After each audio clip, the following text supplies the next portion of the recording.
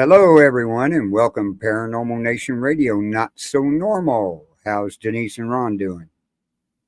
Doing good. I'm here. We had a busy day, and we enjoying the weather down there. Huh? Are you enjoying your weather down there? Oh yeah. Yeah. Hey, Nigel. How are you? Finally got a little bit of rain. Okay, Nigel. Oh, on a holiday. Enjoy. Yeah. Well, you be safe and tell the family, to be safe and welcome and everything. But yeah, we got a little rain today finally, and our grass is now growing and turning green just suddenly. But yeah, this is our last chance of rain until Sunday. Really haven't had any in a couple months. I think we're supposed to get some later tonight, but yesterday was the first day up in the high 90s we've had in 10 days. So I wish I could say that. now we're getting back up in the heat wave. Of course, it's September. Almost. Yeah. Well, August has always been the dog days around here. Oh yeah, I know. Hello, Mom. Mom's in there. Mom's in St. Louis. It's pretty hot today. Oh, I'll bet it is. Like 108, 112, something heat index. Oh, Lordy. Yep. Yeah. Ours is right up there close to 100, but not quite. It's hot enough. But yeah, today's been a bad day. Not bad. I can't say bad. Busy day. Hey, Susan and Mike. Meeting started at 8 o'clock and ended at 4:45. And only because I told my boss I had to go. You tell them the good news from yesterday? The good news from yesterday. Off all meds. Oh, I wasn't saying that online. Oh. I told Carl yesterday. No. But yeah, good news. I'm off of all meds. So that is such good news. I told Tammy that when we got off the show last night. I hope I get boy, to stay the prayers off have been answered. She got off her meds. Yeah, the one medicine stays in my system like 45 days. So I just got to watch it. And if I'm still good in a month, then I'm done. That is great. So that is I'm great. Extremely happy to say I'm med free. Yeah. Hi, Gary. Different meds. Hey, Gary. Yeah. Gary said that was great news to hear that too. So yeah. Just 2 months anyway. Yeah. More. So you got us a real good guest tonight. Oh yeah. Yes, I did. Her and I have been talking back and forth. Tonight our guest is Laura. You guys may have seen her on one of the previous shows on the network. And so it'll be fun to talk with her. She's up in New York, and she's with RAW Side Paranormal up there. And I can't wait to talk to her and get to know more, because so far all we've talked about is our getting laid off from jobs. Right. So nothing we want to talk about on the air. Right. Hello, Laura. Hello, everybody. Hi, everybody in chat. Thank you for having me on. So how did you get involved in the paranormal?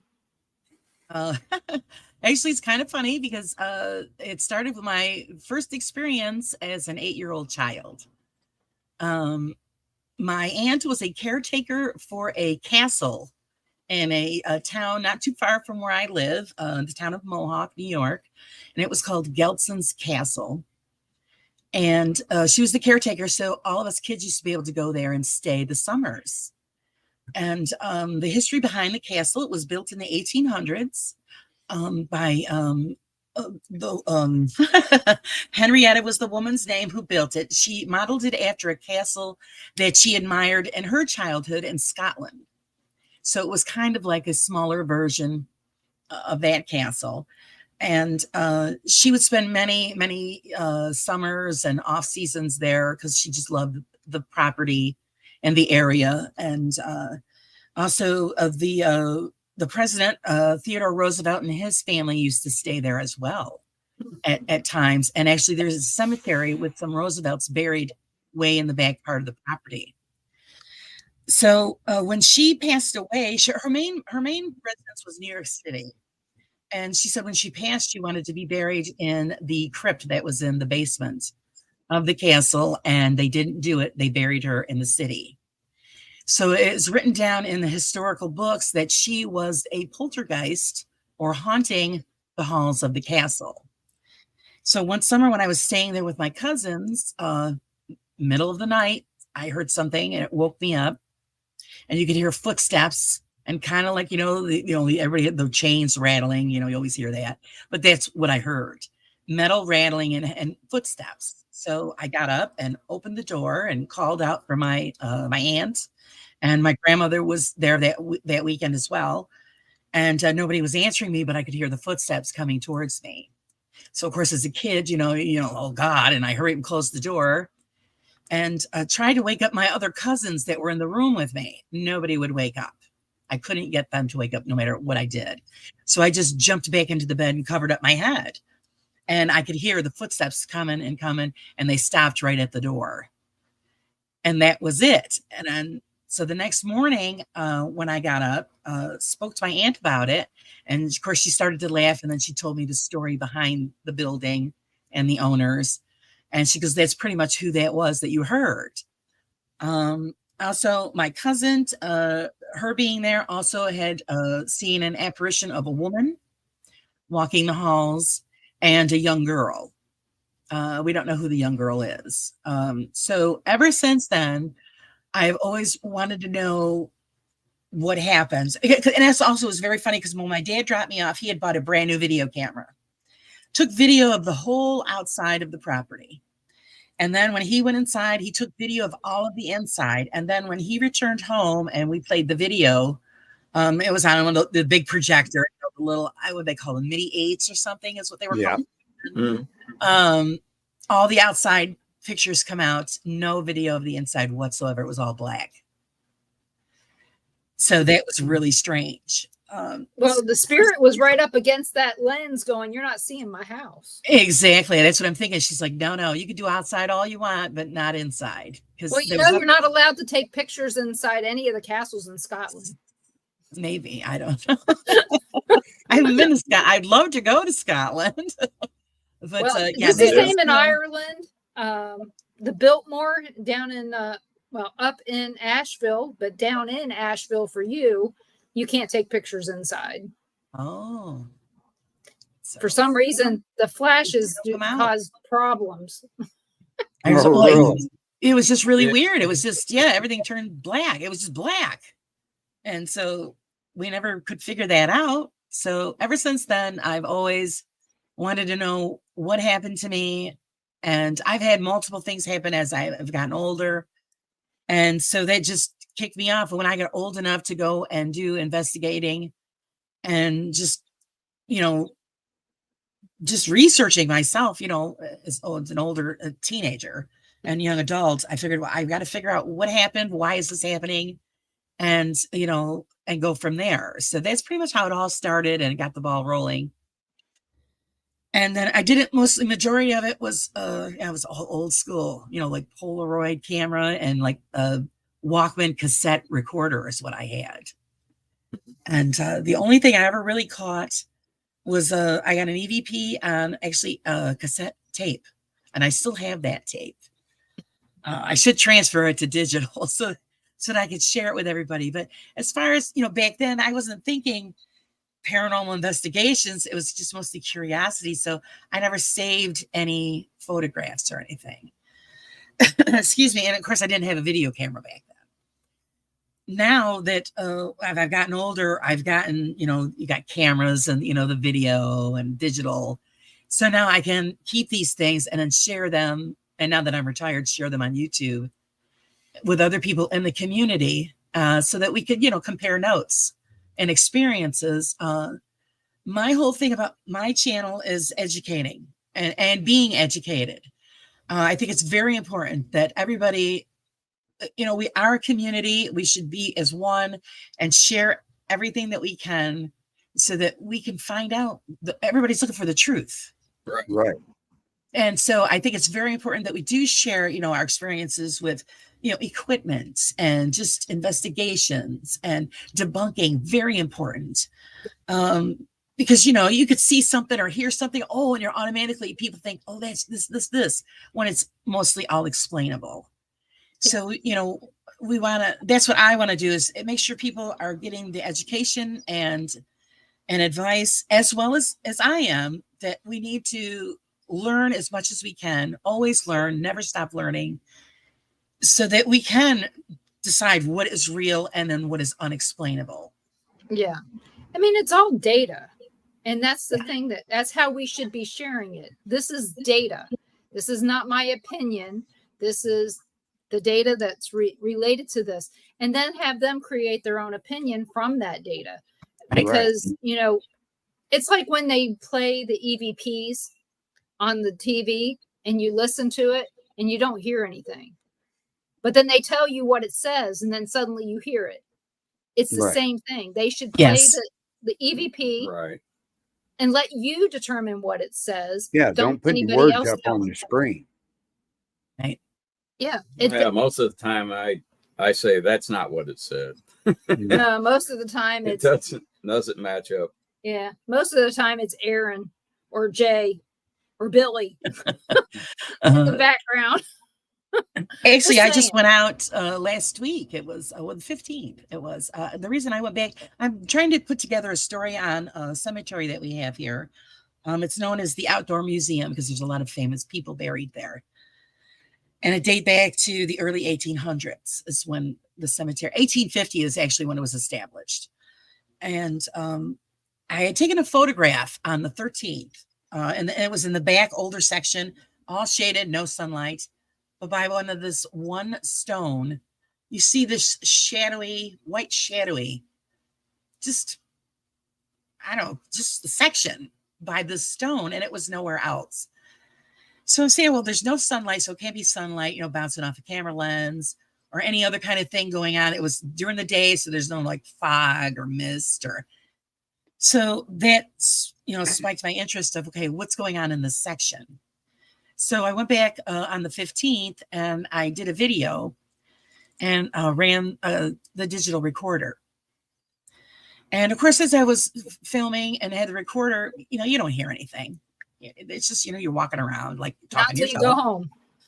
I get home and I put the headphones on and put it in the recorder. And as I'm talking, you hear this heavy breathing. And then you hear I'm asking for its name, but you hear it say my name. Because I did introduce myself. I always, when I say I'm here in respect, I'm just visiting. My name is Laura.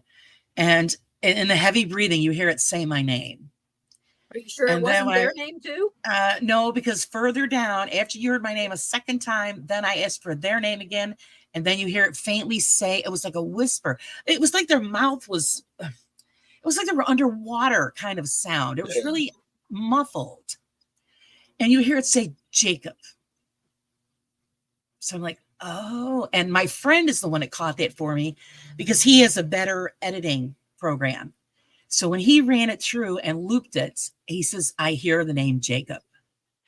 And then further down a little bit ways, he hears it say, somebody is watching you. I never even picked that up. So then when I started running it through what I had, and I was just listening about 20 times, and then you could hear it. It's just very faint and like muffled, like underwater. Somebody's watching you. Did he drown? I don't know. And the thing was, I took all kinds of photos that day, but not of that one specific stone of the name. I was on the backside. Oh, and okay.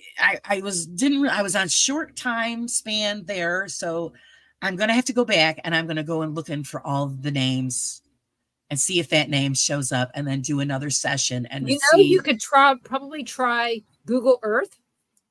Right. Well, yeah. It'll be hard because look down at it. It's such, well, I know because the trees are all in the way. Like I said, it's all lots and lots of trees in the cemetery, huge trees. So you're really not going to get a clear picture. It's not that far from the house, about 15 minutes. So, and my husband and I always go there anyway, because I like to wander around and take photographs. And we also there's like 3 ponds that are there. We like to sit by the pond with our coffee and watch the deer, because there's a herd of deer that go through. So we're always there anyway. So I'm going to make it a point that when I go back, probably this Sunday, and see if I could find any stones with that name or close to that name. Yeah. And then do another session and see if I get an answer. That's a good way to go. Yeah. It's a good way to back it up. Yeah. Yeah, Mhm. Because it could be any grave in the graveyard sure. or cemetery. It could be any one of them whose name is Jacob. I mean, you might be able to do a little bit of research on the graveyard on Find a Grave and see if there's any stories. As far as that goes, normally what I do is when I do write down, like the ones that I'm going to be putting in the story I'm putting together, is all the famous people, but you can do it pretty much with all of the stones. There is just get down the name and the dates, and they'll come right up. And then if I have the extra time, I could always just go to the office, tell them the section, and they could give me whatever information I'm looking for. Right. The thing is like I said, this is a very old section. So it's, and the stones are actually in really great condition. It's a little odd though. There's a few of them there that, and I don't know what the heck is on them. It's red. Oh, it's lichen. Is it a mold? It's a lichen? I don't know, but the stone, I mean, it's a regular stone, but they have red on them. Like somebody painted them. Yeah, we have down here, we have green and gray. And there is some red. It's just. Is it on moss. just one side? Yes. Yes. Is It's it on kind the of north like or a the south? It's on the actually, oh geez. As far as that goes, I know it's on the front side, actually, where the printing is. Is there a tree above it? I would have to say, probably north side. No, Maybe moss. not this one. There's no tree. I mean, the trees are big, but where this one is, the trees are further away. It's a more of an open space, but it's not the only one. There's several in that section. Mm-hmm. They have that red on them, and I've never experienced. Share a picture with me sometime, and I'll look and see what I think. Because sometimes it's the type of stone that it is. Yeah. That's what I was there going to might say. be The stone. iron in the stone, Yeah. and it's Yep. rust. Yep. Okay. Yeah, but it's really, I don't know. Yeah, I'll have to send you the picture. You'll see, because it looks like it was painted that color. And I'm thinking, why is that like that? Because I was thinking, okay, maybe is it some kind of a mold? There's a lot of iron in there. That's rust. Yeah, and it'll Okay. run like paint. Yeah. When the rust whole gets wet- thing's covered. Yeah. Yeah, the whole stone is covered. The whole front side. Yeah, there. it's probably more of the stone. Mm-hmm. Yeah, it's probably, like I said, probably iron in it. But I don't know. Could be Maybe something it you is can something. Spray it with to clean it too. Yeah, there's a Once you find out. gravestone cleaner that I'm going to get for the next time we go to the graveyard to clean it up. Yeah, that stuff works good. Oh, I know.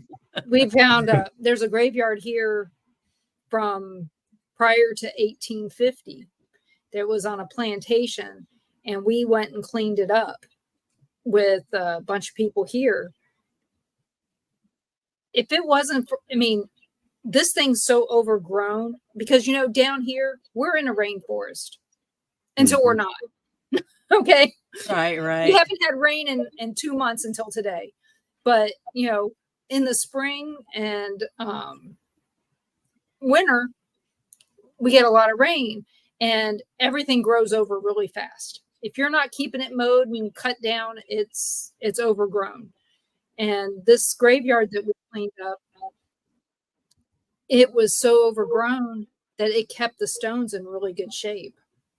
So we lucked out there, but there's a lot of, there was some lichen on some of them stones, and I just swept it off as opposed to using any cleaner because I didn't bring any.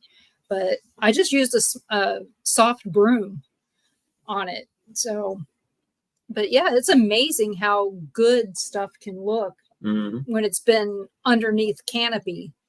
And, Right. and then other ones that look like crap. Yes, because we have the same thing. Some of them look like they're brand new, and others are just so worn you can't even make out the name or anything. It's a mess. I mean, they take really good care of the cemetery, but it's just odd. Like you said, it's probably what the stones were made out of at that point in time, and because like some look like they were just put there yesterday. Yeah, some are more porous than others, and so once they carve them, the rain and all that goes into those crevices and just makes the letters spread out, and then it's hard to read. Right. So kind of like a cat. Well, it's like a cavity, I guess. Yeah. So, hey, Crystal. My husband's saying, "Oh, how are we gonna?" I go, "Well, actually, what we could do is just bring tracing paper and a charcoal and do a rubbing." I says, and then we'll figure it out. You can read it that way. Don't tell everybody, because there's people out there that get upset about that. They don't understand. I mean, because a lot of people have a problem with, people going into cemeteries, and it's history. It is. It's the history of the dead, but there's lessons to be learned there. Yeah, right. And they don't look at it that way. They find it as disrespectful, and it's the furthest thing from any of our minds. It's all about the history. It just blows my mind when you read some of the stones and they have the detail on what these people were involved with. You're like, oh wow, And are you part of the Facebook group Cemetery Enthusiasts? No, actually, no. You need to find it, because they will find the stories that are related to the whichever stones that are being shared. Somebody will go out and find the story as to what happened to these people in their lives. And actually, that's great, because there was a cemetery my husband and I went to earlier this summer. We found it through a friend.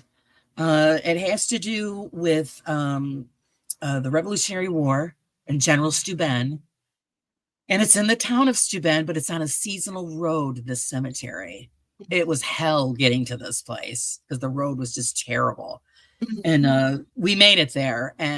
But when you got there, it was open field. They take beautiful care of the cemetery, and it's under surveillance cameras. And it has a sign on there that they don't want anybody in there. But I go, all I'm doing is taking film. So what kind of trouble am I going to get into? So I did it anyway. And of course, my camera crapped out on me, so I was furious. But the stones are in such disrepair that I couldn't even make out who they were. So yeah, if I could find out from that group, maybe they could look up that history and find out who is actually buried there. Yeah, you may a dozen headstones or so. Yeah, you might want to look on Find a Grave too and see what you can find about the location, because you can find every graveyard in a county, and then you can look at them and it'll tell you where they are GPS wise or address. But yeah, some of the stories, like we've been to the Villisca Axe Murder House, I don't know how many times. We've been out to the graves where the family was buried. So I shared the pictures and the story with the people, and they were like, really?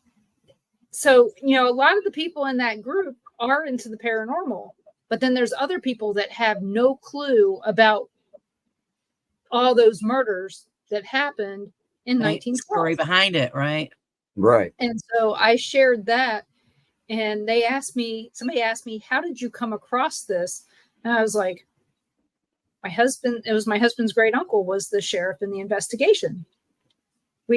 That's not how we came across it, but we came across it and then found out this other information that was related. Right.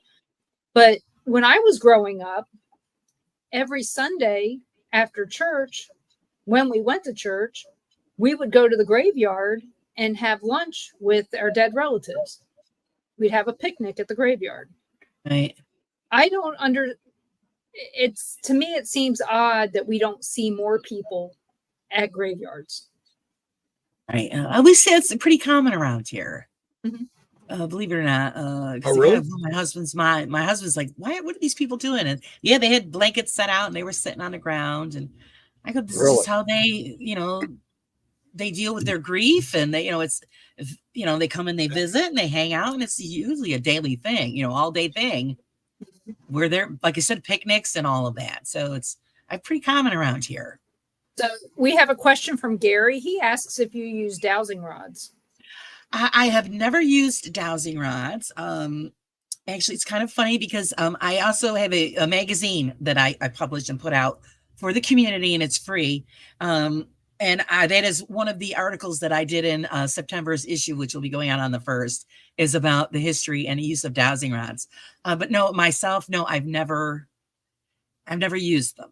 I've heard other people use them. Another local group here who did use them, she let her son come with them on an investigation, and he used them, and he brought home something with him. So the woman would never use them again. Actually, I think she's out of the paranormal because of it. He brought home something, and it wasn't friendly, and I think it just pretty much scared them to death. Well, But as far as myself, no, I've never had any experience with the dowsing rods. yeah, we've had quite a few experiences Oh. with them. I hardly use them anymore because I usually know what they're going to say, so I don't worry about it. But Ron likes to use them. Gary made Ron a pair that are fence posts, and Yeah. Ron likes I to get carry it. them around. they're really Carry 'em Pretty for thick, protection. right? Mom. And see, everybody has, it's kind of mixed reactions to that. A lot of people think, oh, they don't work. It's all crap. But then there's other people like you who like to use them. I always try to keep an open mind. I have not experienced use of them. So yeah, I would probably try them if I ever got any. Yeah. well. I It tell you, depends. It's certain locations. Mhm. You just kind of go, well, I got a feeling this is going to work the best. Other locations, not so much. Right. the thing, It's like the thing a anything. lot of people don't realize about dowsing rods is that electric companies have dowsers on their payroll. Yeah. I mean, and that's what they do. Yeah, you can do a Water lot of different companies. things with them. All kinds of stuff. Well, that's why I did the article and the history of the dowsing rods in this next issue that's coming out, because a lot of people aren't educated. Again, I wanted the education out there. So don't make a judgment on something if you've never used it. You've never tested it. I think it's so important that we test everything that they've got going on out there. If it works for you, great. If it doesn't, then you don't use it. Everything is an experiment. We did an experiment with them at McPike Mansion. We went and Oh, they I work said, great there. yeah, they do work great there. But I was interested to see if I could put them in the ground, stick them in the ground in a nice level spot, ask questions and see if they would work. They wouldn't. Nothing. I put them in a holder on the table at the Sally house and said, okay, Night, you Nigel. know, do something, and they wouldn't do anything. So it seems like it has to do with the energy going through the person. Yeah. Mhm. So it's weird when you think about it that way, but that's how it is. I mean, but I When tell you you, look at it, the energy through the person. Now, there's some people that you give the dowsing rods to, they'll never move. They're negative grounded. You have to have a positive ground going through your system to the ground for the dowsing rods to work. Because we've had people, standing in water holding dowsing rods, and they'll never move. Right. Never. So yeah, it does. Scary. It's We've had very a lot of important. Same thing Yeah. like with pendulums. Pendulum does work with the energy of the body. Plus, the planet itself is involved when you're using and doing pendulum readings. So, like I said, the energy has to be there for whatever is around You have to be us connected to use. it somehow. Right. Now, like a pendulum, I made a metal ring with a holder with a pendulum Right. on top of it and putting my finger down on the bottom. I'm not near the pendulum chain or anything. Right. Then would ask some questions and it would start moving. Sure. My system is going through the rod. Right. So, like I said, it's all an experiment. It all depends on how open you are.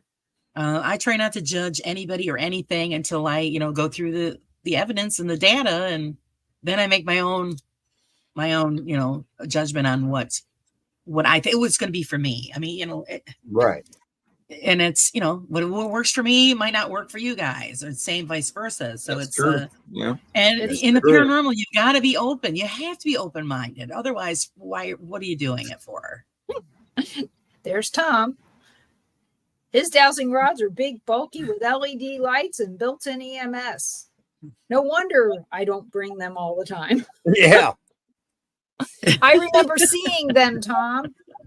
He brought them to an event. And It we probably saw needs them. its own suitcase for him, right?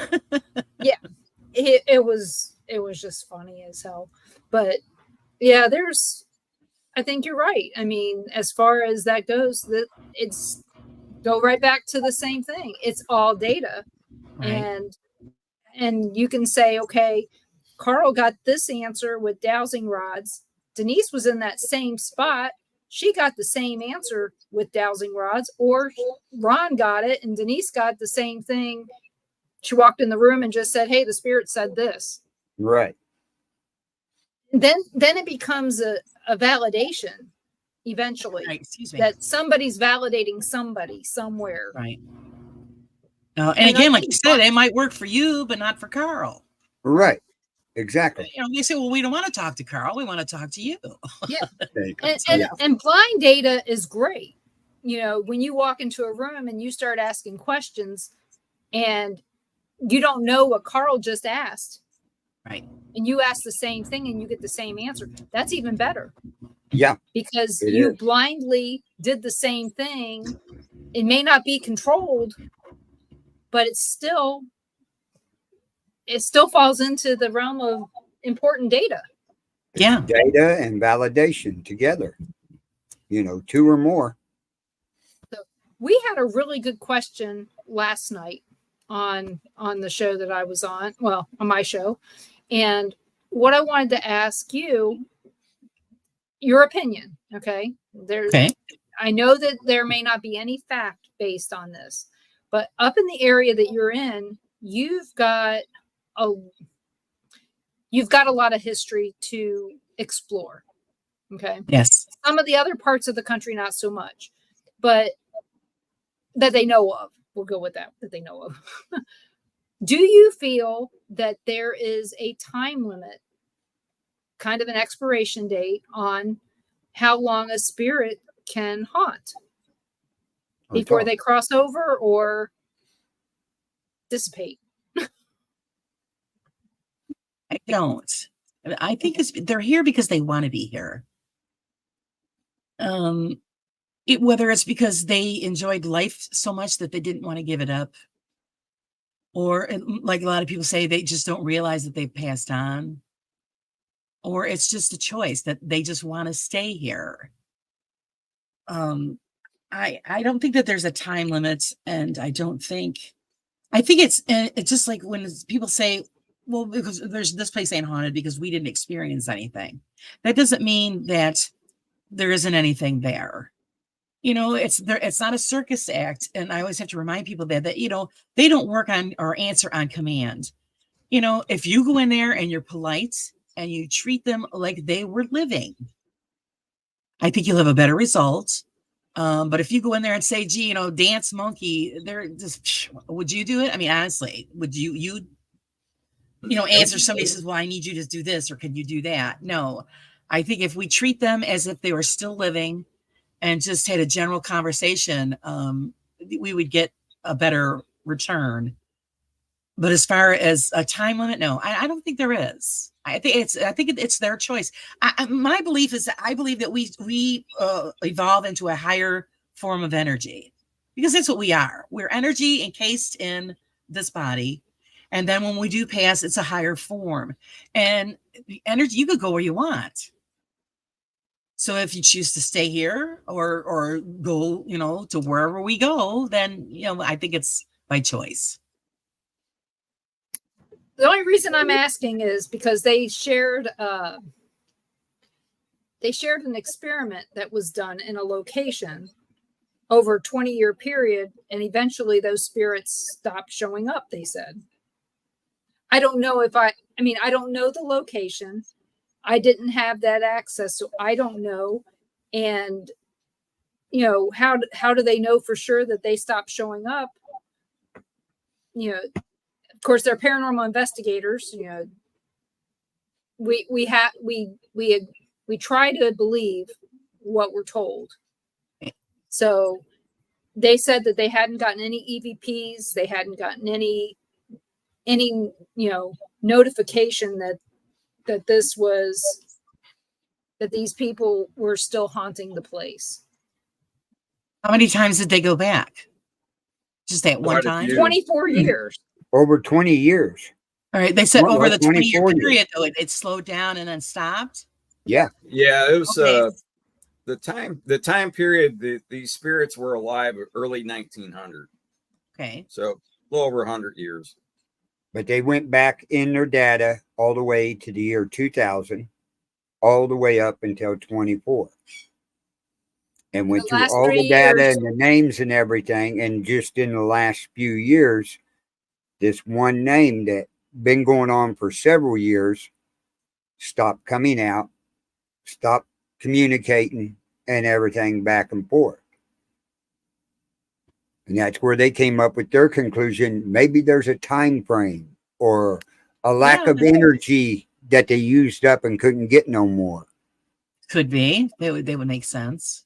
Or that they just crossed over, that their made the choice, unfinished business is done. You stop and Yeah. think, like Ron said last night on the show.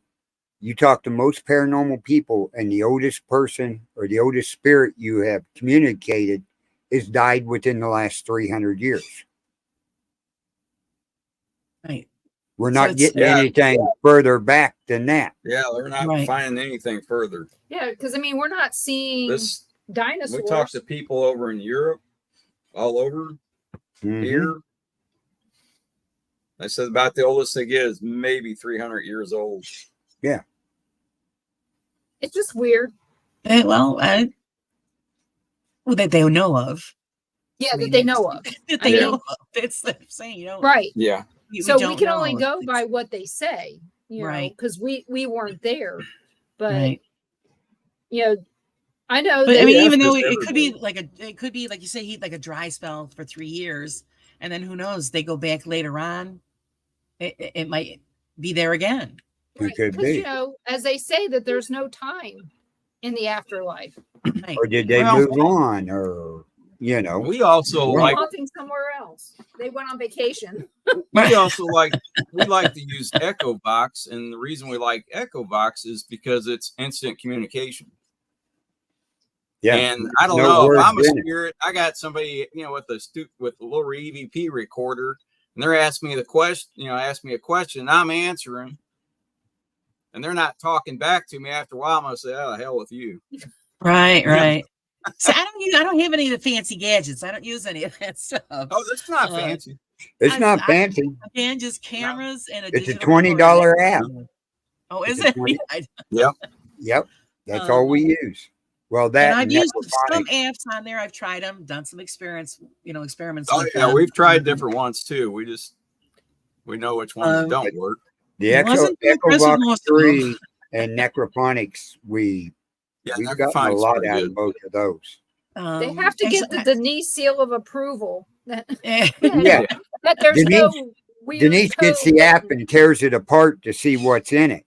Right, what's going on with it, right? And in the Echo Box, there is no words. It cannot make a word. It's on phonetic sounds. So then again, you have to do your research, you get the education, to Doesn't know use what's the going internet. on with that stuff. Yeah, it don't use Uh, the internet. It don't use none of that. Not Right. looking at your location or anything. So we go back to data again. Again, that's what our world is. It's data, and that data relates Well, to history. From another group, they use a body cam, and I never really even thought about it. It's like you just Right. pop the thing on and just turn it on, and that's it. You're done. You got Yeah. 2 hands that are free. It's right. Right, It right, sees yes. what's in front of you. Yeah. Because how many times have you been doing something and right in front of you, you've seen a See a shadow go across. and Right. you're Well, going, just look at camera. that.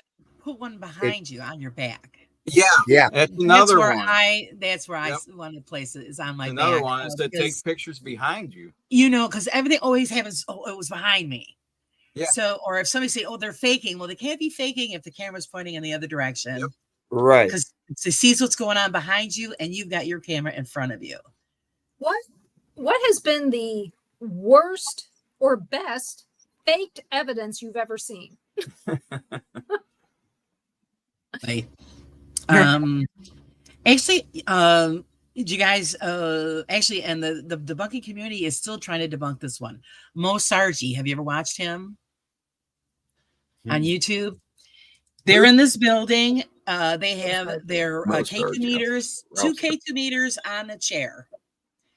And he's talking to it, asking for it to move, and you see it slowly moving. And nobody can figure out how he's done it yet. Okay, well, that may not be faked. Something that you know this guy is fake. pure fake. This guy's pure fake. Oh, okay. So okay. know, and he's big league fake. Oh, I know somebody else that's probably a bigger fake. But and they're trying to break down. They're trying to break down and figure out how he did it. Can you see the bottom of the chair? Yeah, you can see the bottom of the chair. No, the fishing line. I mean, it's just the camera's right on it. You see it moving. What they're coming down to the thinking is that he took it apart, and there's space inside just enough where you could put a little vibrating device inside of the unit and close it back up. So then when they turn it on, it would vibrate enough just to make it slide on the chair. That's the theory so far. I'll have to look at it and see what I think. Because, you know, sometimes, you know, you're sitting there and you have a bottle of water, glass bottle. You sit it on your table. Condensation happens and your glass moves. Yeah, it floats. Yep. Yep. It could be the similar thing there. Maybe it's water. Well, it's a fabric. It's a fabric chair. Oh, okay. And well, there so could be something in the chair. They were thinking forced air, magnets. But somebody said, yeah, well, when you picked it up, the other magnet would have fell down. So they've been through all kinds of stuff. They're still trying to figure out how he did it. Not necessarily. He could have had the magnet inside the device. Right. And the other magnet was inside the chair. I mean, without looking at the chair, you don't know. There's I'll just see if I find a video and I'll send it to you because everybody's trying to figure out how he did that. And who's to say they didn't put a vibrator in the chair? Yeah, but then the other one would have moved because there was two units on the chair right next to each other. Only one of them moved. So only seen one of them slowly move forward. So they're thinking, okay, how the hell did he do this? And like I said, they were thinking had to been forced air, but no, because you could tell if it was forced air, you'd see other stuff moving around. Like I said, I'm going with the vibrating thing inside because they do sell these little tiny things that do vibrate. I'm thinking maybe that's might have been what it is because, like I said, when he picked it up afterwards, you know, there's no string, there's nothing attached. The only giveaway for that is because when you look at both units in the video, the one on the left side, the edge where the two parts come together is completely closed. The one that moves, there's a slight gap, proving that somebody had the unit opened at one point in time. So that's, It'd be interesting to see. It could have had string on it too. We'll have to look that up. Took the string off and said, look at this. Well, see, that's the other thing. They were looking, there was no cuts in the footage. I watch a lot of magic stuff, so I know a lot of tricks. So because like I said, it's the debunking community, and they tore it apart. So that's the one that they haven't figured out yet. Oh, somebody will figure it out. Oh, they're still working on it. Oh, my favorite one was the one. Well, there's two. One that made the news in Arizona. That they said that they, the alien lights? No. Okay. The Phoenix lights? No, not that. I know. In the hospital, somebody took a picture of a child that they said was in the hospital, and it was a ghost camera. Okay. This was years ago. So it was one of these apps on the phone that put transparent things in your pictures. Okay. Okay. So it got on the news and they were saying, look at this. We got proof of the afterlife. Okay. that video's gone. Okay. You can't find this video anywhere now. No. But what I found out was It was I everywhere. had people that were saying, look at this. And Same picture. I took the picture that was from that app and posted it online and said, it's this picture. It's in an app. And I showed them it and they were like, oh, it's fake. Yeah. Yep. See, And then that's my what, other, it's amazing. See, if you didn't show that and proved it, people would still believe that it was real. well, Oh, what's There's bad? probably still some that they'll still believe it. What's Yeah. bad is that the They just want news to. put this on the news down Yeah. there in Phoenix and didn't fact check it. Just like all That news. was worse. But then on the other, there was another one on Ghosts of Morgan City. Yeah. That one gets me because Mm. there is this, nobody's in the house. And this is at Captain Caviar's house.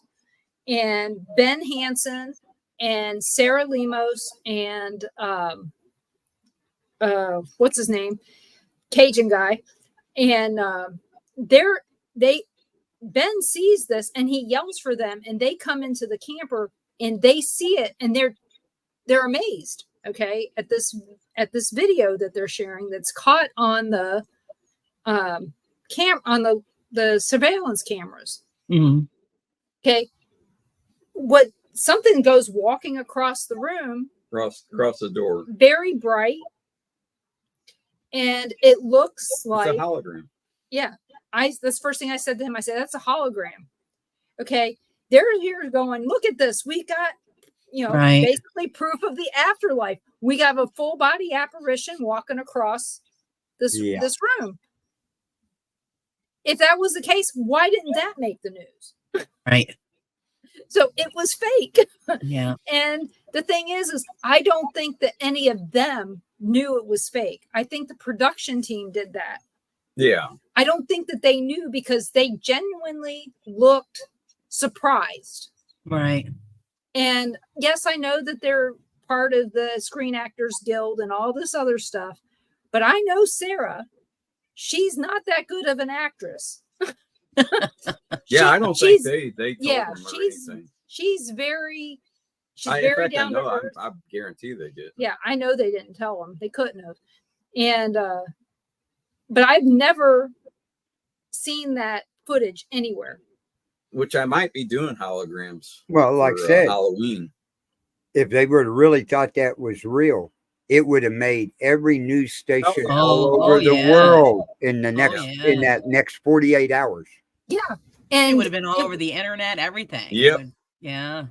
so all that tells me Quiet is after that they sit there and they go deep fakes. No, they don't have to be deep. They're right there in front of you. You got to look for them. You don't even have to look for them. They come right to you. If it's too easy, then it may be fake. How do you feel about looking at pictures from people now? Pictures that they've taken or I've taken, it's No, pictures you've taken, the history of. Yeah, you took it. Right. You know what was there. But when right. somebody hands you a picture and says, Look what at do you this. think about this? Actually, yes, know- I just had somebody actually just sent me Yeah, I a was gonna photograph say. that they'd taken, and they were using the grid, and it was they go, what do you just look at this and give us your opinion? I said, well, for one, I'm not there, just Right. to make that clear. Two, I'm looking at it the way the shadowing is in the photograph and the way the grid is laying. I'm going to come out and say it's pareidolia. I says it's you think you're seeing the outline of a man behind the bar, but in between, it's just when you see the rest of the shadowing and the way that the rest of the stuff was set up in the photograph, I says, that's what you're getting, pareidolia. You're not getting what you think you're getting. And of course, they didn't answer me after that, so I don't know if they were mad. Yeah, they take it personally. That's what's bad is that there are so many ways to lie, and maybe it's not even intentional. I don't know. Maybe you should ask. Do you want my honest opinion. Or do you want me just They to know that's what I always give. I says I never know, sugarcoat I know. it. But- I says I'm going to tell you the truth. If you want the truth, then I'll answer Right. it. If you don't want the truth, then don't ask me the question. Exactly. Because I mean, these days, you know, if I go out there onto an AI page, I can say I want a picture of a ghost, you know, and it's going to give me a picture of a ghost. Oh yeah. And then I can take that picture and I can adjust it to make it more and more translucent. And I can put it over a picture of me in the graveyard and tell everybody, Ron took this picture. He took the picture. I'm not lying. But that's not saying I didn't adapt the picture to be what I want it to be. Right. And- See, that's one of the and I questions don't that know I what you asked. Get out of it. You know, Yeah, when I I'm don't doing know, Ask understand that. Investigators, seeing that, and I asked the debunkers this question mainly. Now that we are in the season of Age of AI, that is it going to be more difficult for you guys to catch the fakers than before? They don't think it will be because they know what they're looking for, but I think it's going to make it difficult. Oh yeah. It is. And I'll tell you what my experience is from that being my job. Okay. The thing is if they do this picture the right way, it will not look like it was edited in any way. The location will be an actual location. It'll be the location on your computer, which is GIS bound. So it's going to look like you really did take this picture someplace where reasonable. Okay. Mm-hmm. So there's that. It's all seamless. And that's the way that they've done it. Now, if I Photoshop something, that's hard. That's easier to prove because it shows that it was adapted or changed or whatever.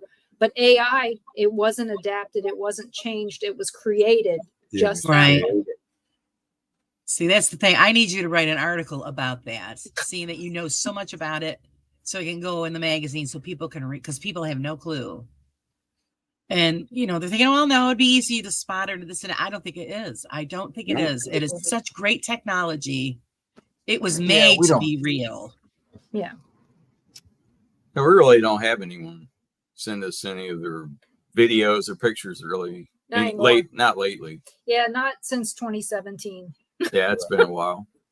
Since we were at the Sally House. When we were at the Sally House, everybody brought us pictures every weekend, and we got to talk about them. And I'm glad we don't get a lot of pictures anymore. I just am. I don't want to keep saying that's an interesting picture. Right. Right.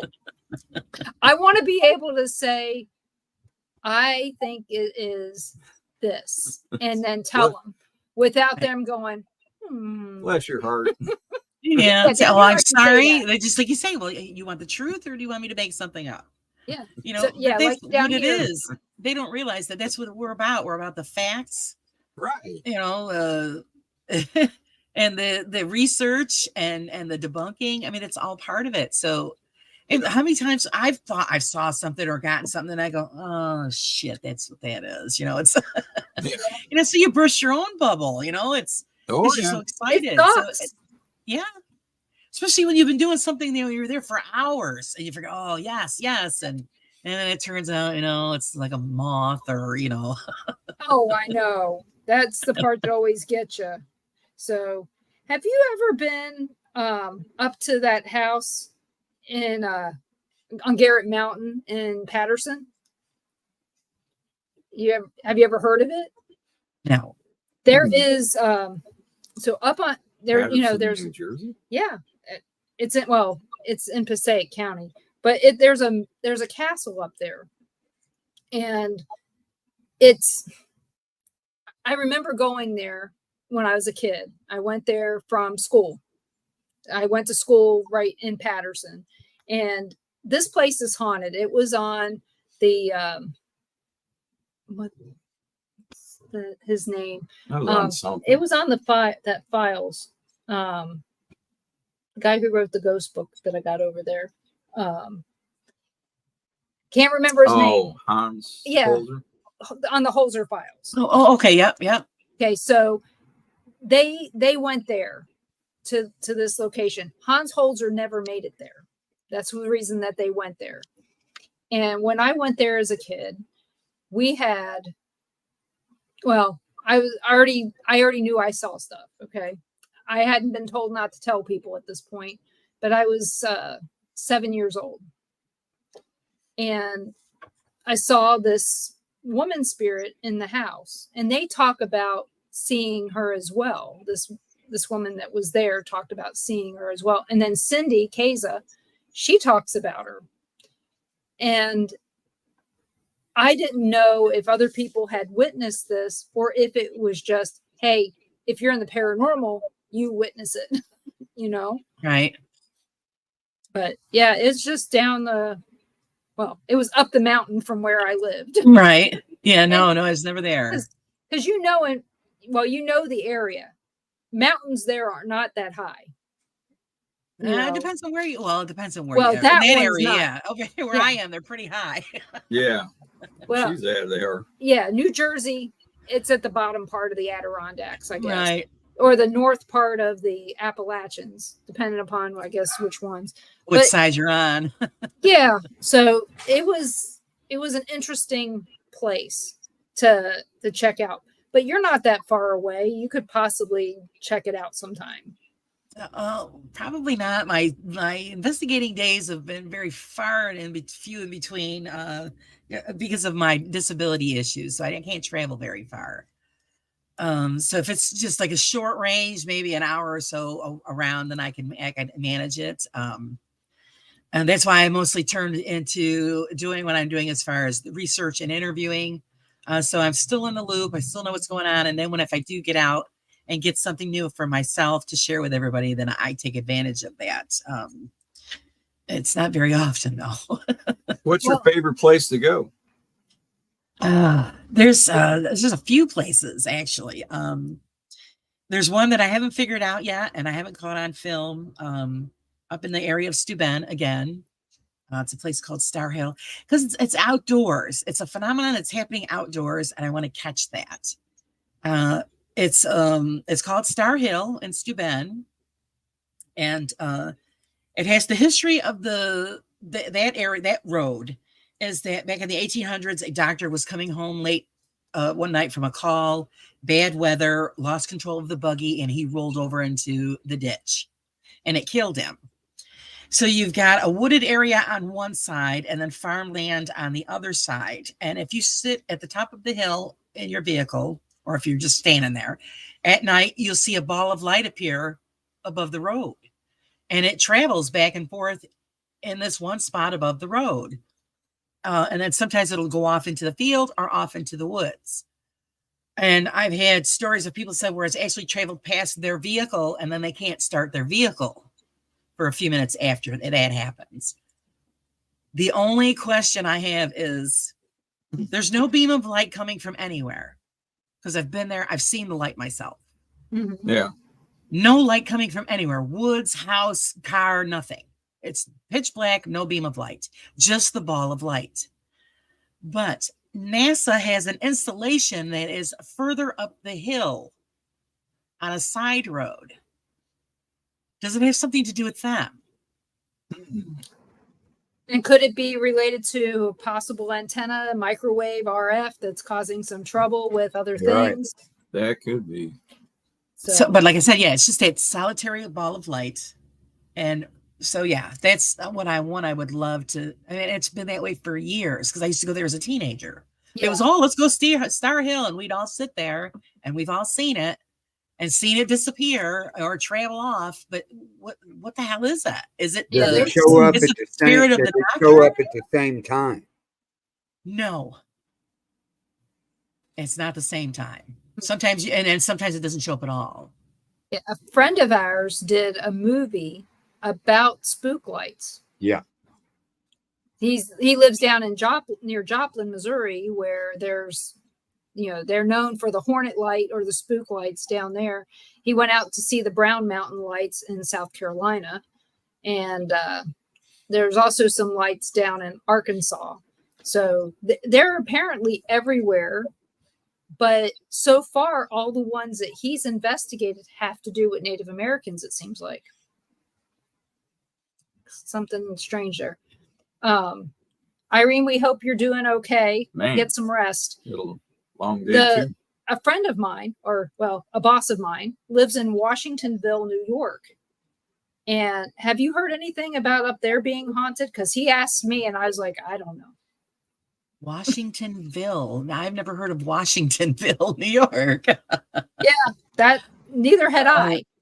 But he says there was a train accident up there at one time that caused a lot of problems, maybe caused some hauntings. But I can't find anything on the people that were involved in that train accident. Right. I do remember hearing a story about something about a train accident, but I don't remember where it was.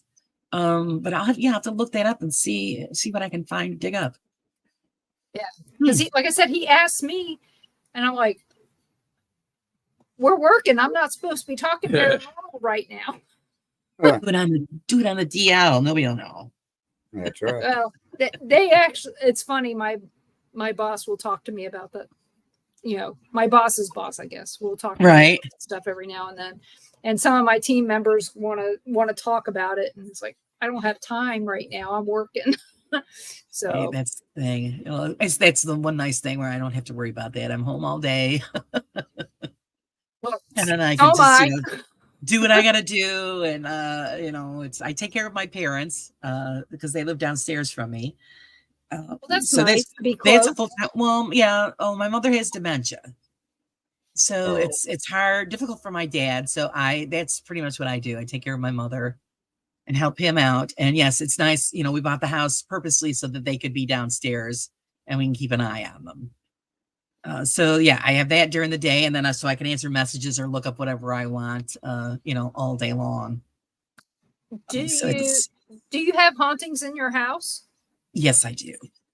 But I don't investigate my own home. No. Right. But do you think any of that could be related to your mom having dementia? I don't think so, because we just found out, actually, because my uncle has now just started showing signs of it, and my mother's sister as well. So apparently it must be in the genetic line somewhere, and it skipped a generation, because her mother and father and all of them were fine until their 80s. And my mother developed it in her early 70s. Well, it's been about 6 years now. She's had about 6 years now. And it happened really quick. And now her brother and her sister are both showing signs. So I think it's, according to what I've read and looked it up, they say it does skip a generation. So it must have skipped my grandparents, and now my mother and them have it. And then, because my sister's terrified that we will get it, I said, well, it'll probably skip us, but then we have to worry about our kids. Have you tried with your mother the Mediterranean diet? Because they say sometimes that helps with people with dementia. Oh, I've tried a lot of things, and I know, but she's ornery, and she's probably fighting you on everything. Not really. She's getting to a point where she's getting a little aggressive, but normally she'll eat pretty much anything you put in front of her. And I mean, literally, we can't give her napkins anymore because she'll eat those. I'm sorry. And the medication they give her is worthless. And they say it's supposed to curb it a little. It does nothing as far as I'm concerned. Physically, everything, she's healthy. And then once in a while, she'll come out and be totally amazes you what comes out of her mouth. Because my mother says 5 things, and she says it all day long. The same 5 things. That's it. And paces back and forth from the kitchen to the front windows all day long, from 4 o'clock in the morning until 7 o'clock at night. So at least she's getting her exercise in. Yeah. But as far as her diet, very, lots of vegetables and fresh fruits and all that. So we make sure she's getting all of these things. But it's not changing anything as far as her memory goes. She did shock us, though, the other day. For the heck of it, I wanted to see if she could still write her name. So I put her name on paper and I said, here, Mom, write this down. And she did it. And she hadn't done it in 6 years. Good. Wow. So it's in there. It's Yeah. just lost. Yeah, you need to start taping her when she has lucid days so that you can get some of the family history from her. So she's not that elusive. Well, Like I said, all she says is like, I'm done. Later, I'm hungry. I love you. And that's pretty much my mother's vocabulary. well, I mean, at least she's got I love you and I'm hungry, so at Right. least you know what she wants and who she likes. Yeah, Yep. and she doesn't recognize anybody but my father. So everybody, my father's name is Henry. Everybody's Henry. Because I say, well, who am I? Henry. Okay, so she doesn't recognize any of us. Well, we and I know do how tease her a difficult lot. that is. And I Yeah. tease her a lot, and then I'll say, if you mention anything that has to do with physical labor, she's out of there. I'll say, you keep it up. You're driving me nuts. I said, I'm going to give you the broom and make you sweep, even though I know it's worthless. She's just going to sweep it all over, but it's keeping her active. Or I'll say, I'll give you something to fold, or what are they? No, later. And she takes off. She still Henry. knows about Well, that. maybe she's a lot more lucid than you think. Well, she catered to us our entire lives. My mother was an angel. And I think maybe this is her revenge. For anything in that says, she goes, I've taken care of all you, and now it's my turn. Yeah. Yeah. She's like, okay, now we're going to change the table That's around. right. Well, see, the thing is, it's really funny is when she doesn't want to eat, my father won't force her. I go, oh, no. You've got to make her eat, whether she wants to or not. I said, so when I'm downstairs, I know if she was lucid for anything, oh, they were such a bitch. But I'll say, she'll get up. I'm not going to eat. No. I make her eat it. You have to clean your plate or you can't leave the table. I said, karma's a bitch, isn't it, Mom? And she probably looked at you and said, no, you are. Yeah, right. If they had come out, then I would say, okay, you're right. But, I She never goes, do damn, that. that's coming back to haunt me. That's right. Because I remember the days where you can't leave the table until you eat your dinner. So, I mean, it does. What goes around comes around regardless. I mean, good and bad. And, when you were growing up, it was a good thing. And here it is. It's a good thing, but she's not seeing it that way. And you didn't see it that way back then. But it is good, Right. And again, we're back to history. History repeats itself. Yep. And that's what the data says. And you're seeing it firsthand. Yeah. Oh, yeah. So, but otherwise, she's just as feisty and whatever, but it's just, and that's another thing, my mother, my family, after you have children, all the women blow up like balloons. It's just our chemistry changes after we have children. And, so my mother struggled with, weight and stuff, after she had my sister and, cause my mother was a little tiny thing. And then, but as soon as the dementia started taking over, instantly the weight was gone. She's skin and bones now. Also, another thing that was really strange that I discovered, we all discovered this. My mother smoked for years and then she quit and she hadn't smoked in like 30 years. When the dementia started taking over, her brain was telling her she was still a smoker. And she wanted the cigarettes. And she was still pretty lucid and, and to doing her own thing. So my father goes, okay, fine, we'll let her smoke, whatever. What harm, she's got nothing going on. Let her have the cigarettes. And then, but as it gotten worse, she actually set the dining room table on fire. And then that's when I took everything away from her. Oh, yeah. Yeah. Cause my father comes running upstairs. He goes, there's smoke. The house filled with smoke. I can't find the fire. Cause he had cataracts then. Yeah. So I run downstairs and I stood there. I go, okay, where's the smoke concentrated? The dining room. I go in the dining room and they have the tissue box glowing red. It's because she took the lit cigarette stick in an ashtray. She threw it in there. It set the tissue box on fire. So I said, that's it. I said, and I was still working then. I said, thank God I was home. Right. Mm-hmm. I said, not for nothing. I'm going to come home someday and the house is going to be burnt to the ground and you're going to be dead. Cigarettes got to go. Yep. And so we had a big struggle with that because she'd steal everybody's cigarettes. But then, she had the cigarettes in her hand and then she asked you for the lighter. And, hello, you're not supposed to have that. Where'd you get that? Oh, I got Lisa's purse. You should have got her one of those e-cigarettes that lights up on the end like it's lit. Oh, you're right. And everything. So you already lit it. See, puff on it. It'll light up. Right. No, I said, that's it. You don't need them. They're no good for you anyway. So I took them away. Well, good for you. She's surviving. And the house isn't getting burned up. That's keeps your insurance prices low. Well, right. Right. It's got insurance, so I don't need that to go up. It's bad enough it's as expensive as it is. Yeah. So when you were going out and investigating, did you have Ron asked you about some of the places. Where's some of the places that you did go? Mostly it was mostly cemetery work. Because I don't pay for locations. So I do anything that is free, then I will go. And the scheduling is just terrible, but mostly, yes, cemetery stuff. I did go back to the castle at one point. The problem is that somebody had purchased the property and we can't get back on the property because I was hoping to get back in again. Even though it was in disrepair, I still wanted to be able to go and do around the grounds. I've done some private homes locally. I don't usually do residentials because it's such a long-term commitment. A lot of people think that, you just go in, you say, okay, this is this, and here's what you do, and then you go away. You really can't do that, especially if it's something really, really serious. Yeah. Right.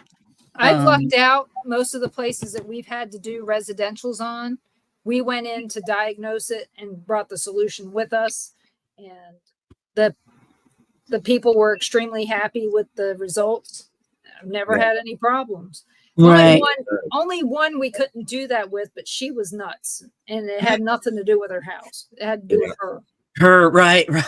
And she wouldn't get help. I did one, it's residential, and I did the house cleansing. Because I'm also a minister. So, I did the blessing and the cleansing for her, and it's been good. So she hasn't had any problems. But like I said, mostly either it's abandoned spots that are locally in our area, maybe 100-mile radius or so. A Oriskany battlefield, I love going there because that was one of the bloodiest fields in the history in this area. I still haven't gotten permission yet to be able to stay there at night. I want to be able to stay there at night. Because the stories are that they do see soldiers and people walking across the fields. So I was hoping to get a chance to do that this summer, but it doesn't look like it. I'm pretty full this summer. The good thing about that is at night, they didn't battle at night. They mostly battled during the day. Right. So at night, is that a Revolutionary War site? I believe it was part of that. Yes. It goes through the town of Oriskany. And it was just, they said it was so bloody. It was like a patch of blood from field to field. I do think I have some pictures posted on my page. If not, I could send you, because I was going to do a story on that as well. I do have all the information, so I could send you some of that so you could read it. Okay.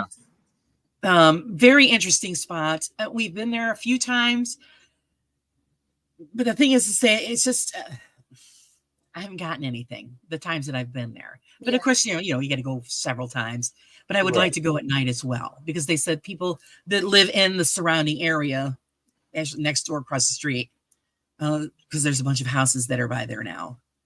They said they have seen things. So I'd like to be able just to go there, maybe do some EVP sessions and or even just sit there with a camera rolling. I can see that. What happens. But yeah, when we went to Gettysburg, they said most of the activity at night seems to be people that are sitting around campfires, doing the stuff that they need to do at night, when they can't be seen as easily. And during the day was when all the battles happened. So at night, a lot of it would be going out and cleaning up the bodies. Right. to bury them, stuff like that, so that they couldn't get shot, or whatever that was going on, I get a question like that all the time about when they're saying, well, gee, is it better at night or during the day? I said, well, if it's haunted, it's haunted. Day, night, don't make a difference. Exactly. You just might get better pictures or video because it's dark. Or, at least dusk. You're going to get, I think, a little bit better result than the daytime.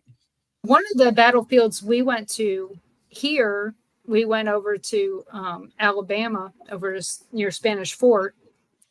And it said that the battle that they had there pretty much went from sunset to from sunrise to sunset. Mm-hmm. Mm-hmm.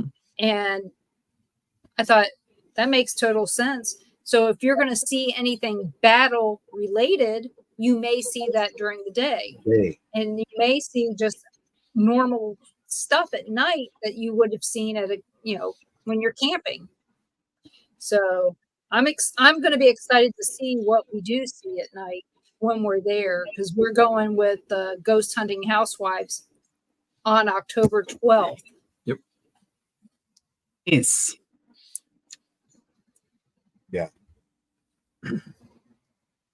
Yeah, because you would think that, at nighttime you'd probably see them, the spirits walking across the field like they're going to pick a soldier up or check the area out to come back. Right.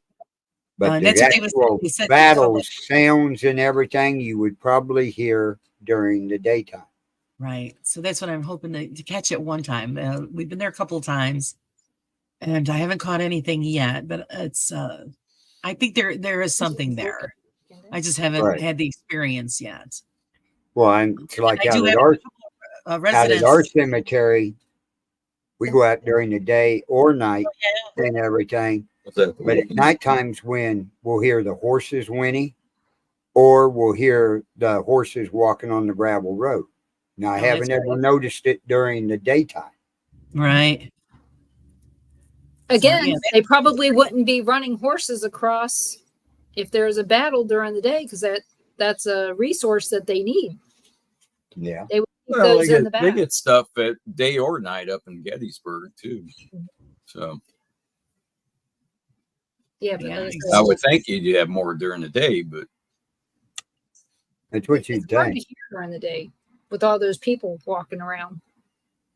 So we're lucky. This place usually isn't that busy, so it's it's pretty quiet. So that's I'm saying. I'm hoping that I catch something at one time or another. It's just how far is it from you? I'd say about 30 minutes, 25 minutes ride. Oh, okay, that's so close. It's not too far. It's not bad. So the last couple of times that we were there, I just I walked around. I've got a lot of the still shots. I did a short little video, but not enough I want to go back and do a full one so that I can put it out on the channel. Well, I can't wait to see it. How far are you from Saratoga Springs? To be honest with you, I don't know how far, but I do know Saratoga Springs. Let's see, it would be 3 hours from Buffalo, New York. Do you know where Buffalo is? Yeah. Yep. Okay. I know where Buffalo is. I'm 3 hours from Buffalo. The other closest you guys might know is Syracuse, and I'm an hour away from Syracuse, New York. Okay. All right. He knows his racetracks. Okay, and then like I said, we're at the foothills, the Adirondacks. Me to get up on the mountain, it takes me 30 minutes to get up to the top of the mountain. So we're just like right at the base of the mountain. Cousins. My cousin. Stepkid. Which I spent time there. Amanda. Yeah. Right. Yeah. My cousin's kids live up there. Up on the mountain? Not too far from you. Not too far from Saratoga. I ain't more your way. Because that's what they tell me is they live a half hour, hour outside. In the Adirondacks. Yeah. Right. So, but yeah, I've known her for a while. So someday I'll be able to live there full time. That would be great. But we have a lot of friends up that way, so we get to stay there often. And I see there's a couple of residents up there that I do investigating and Actually, that's one when you asked about the apps. And I tried and I did an experiment in an app in one of the homes. It was the first time I ever had the app. I downloaded it on the way to the location. I think you heard me say this one, Carl. And I had everything shut off on the phone. Got to the house. Only went in the house. I put the app on and set it on the dining room table, and I just sat there. And it said, Charlie. And I'm thinking, okay. And I didn't answer. I was like, okay. Because again, I just wanted it to be all raw on its own. I shut it off. And then when I spoke to the woman, I asked her who was Charlie. She says, well, that was my brother who passed away 2 months ago. You're sitting in his chair. And I said, okay. So I haven't had the opportunity to go back up there, but I will this fall. I'm going to go back up there. I'm going to try it again. And in the same situation, just turn it on, let it do its own thing, and see if Charlie comes back up. Because why would that app just pick that name in that home at that time? You did have the have it on airplane mode, right? Yep, airplane mode, and locate everything was shut off. It was just the app running itself. And it was the first time ever using this app. Like I said, all right, let's give it a try. Let's see if this is, working or not. And that's what it spit out, Charlie. And I'm like, okay, this is interesting. So that was something I thought that was worth trying again. Because I'm not a big app person. But if that said that name at that home, and I was sitting in the guy's chair, then I think it's worth another try. And if it does it again, then I think there's something. Right. Have you ever given paranormal tours at all? No. I know with your disability, it probably is the biggest thing, but I didn't know if you may have done it before you had a disability. Oh, no, because then I was either working full time and then just everything that we do. I mean, we're always on the road doing something, either, camping. And then I would bring all that stuff with me. So I never really had tours for anybody. There are a lot of places around here that do that stuff. But I don't like to, I don't know. it's not that I have an issue with people because I do interviews, but I don't, but that's I just different. It's just not, I really don't have a problem with it. I just really don't. I think if it was something I thought about doing, then I probably would, if I had the opportunity, but I never just thought of going in that direction. Because there is a lot of haunted history in this area. A lot of it. I mean, actually, just go back to the Revolutionary War. I mean, that right there was the big thing when I was growing up. It was one thing to talk about the Civil War, because in Baltimore, the Civil War, there was a lot of stuff related to it, but we had more Revolutionary War type stuff. Here, Williamsburg and the Boston Tea Party, all the stuff that was going on back then. Not that the Boston Tea Party affected Baltimore, but there were similar things happening in Baltimore related to that time period. So, you look at that and go, it's just really interesting, the history related to, Fells Point. You're only caught dead in Fells Point now, but back then you weren't. It was taverns and fun. It was like downtown Baltimore then. Now it's not. Well, same here. We're on the edge. I live in a village on the edge of the city, the main city, and it was like a mecca back in those days. They had the everything went by the Erie Canal. And it comes through this area. And so that was where everything was shipped and went to all the factories in this area. A lot of industry was here. That's why there were so many famous people buried in the cemetery that we have here. So, because you'd think, how the hell did they end up here? Because now you look at it, this is a city out of the way. It's, but there's a lot of history here. Right. And you guys probably had a buttload of mills. Yes. Oh, yeah. And some of them are still all standing. and Yeah, still in use. Patterson, that's where Oh, my so dad you- worked, was at the mill Mhm. right there on the Passaic River. So I know that there was a lot of them up there, and not just textiles. You had lumber mills and flour mills and all Everything. these other things. I mean, we live in a town called Milton. Milltown is what it was at one point. Right. We have a whole buttload of mills here. How many are standing? I don't think any. Oh, what a shame. And they're from prior to the 1600s. But yours is They're the still same milling. way.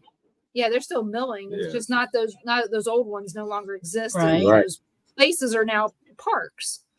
But you guys have got the same thing. I mean, that's where Well, everything the was. waterway that they used, they filled in and made it a street, but all the mills are still there.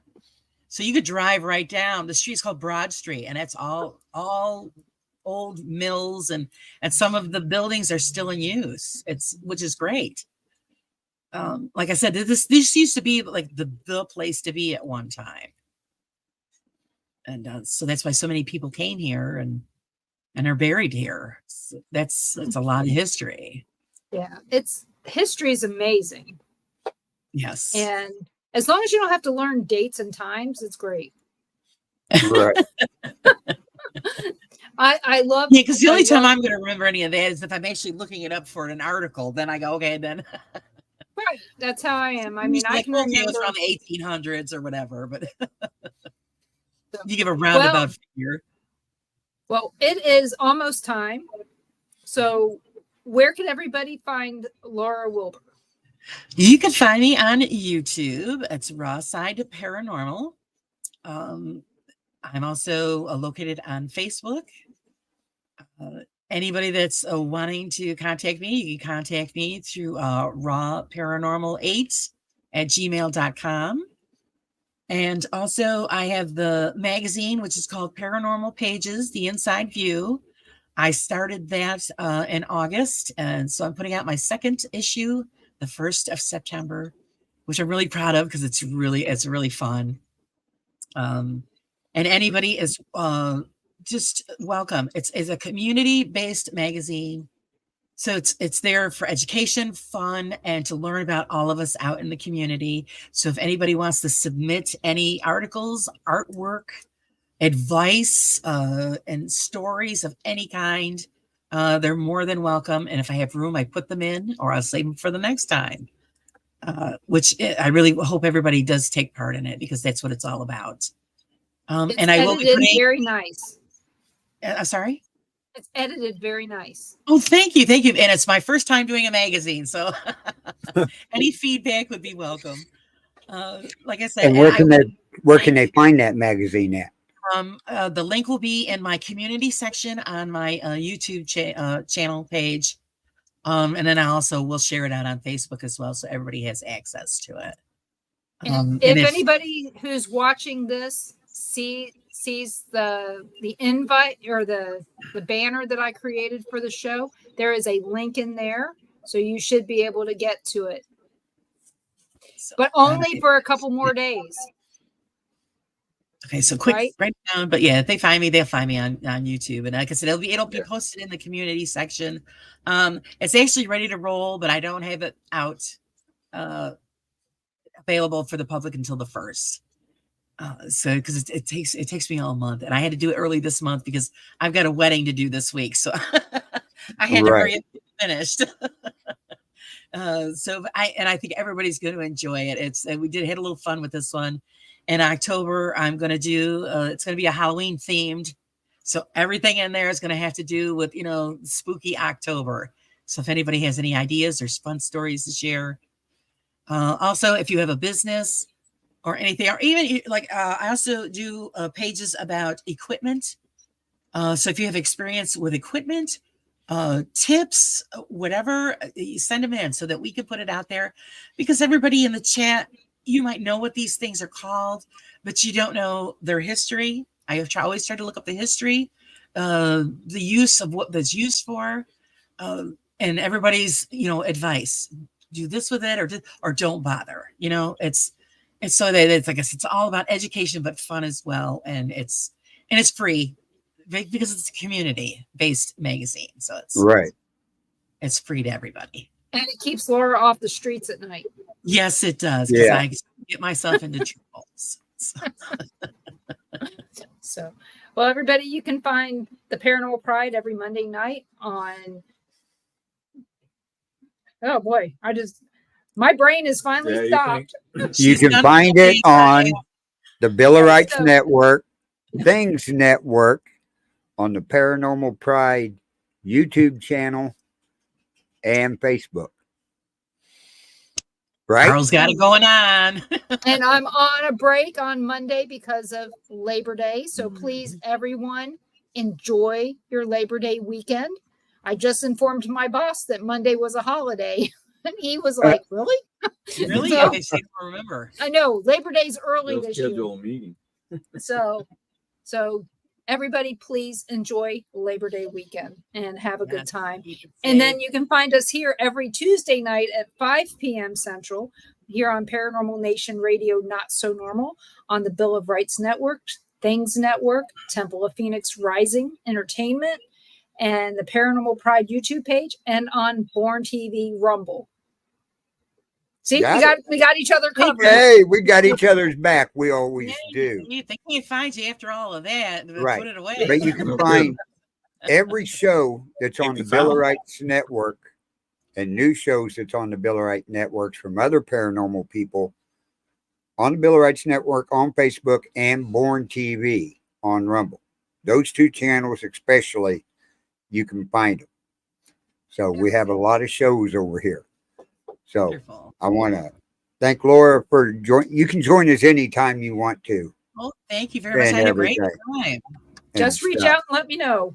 Yeah. All right. And I look forward to seeing Denise very soon. Yep.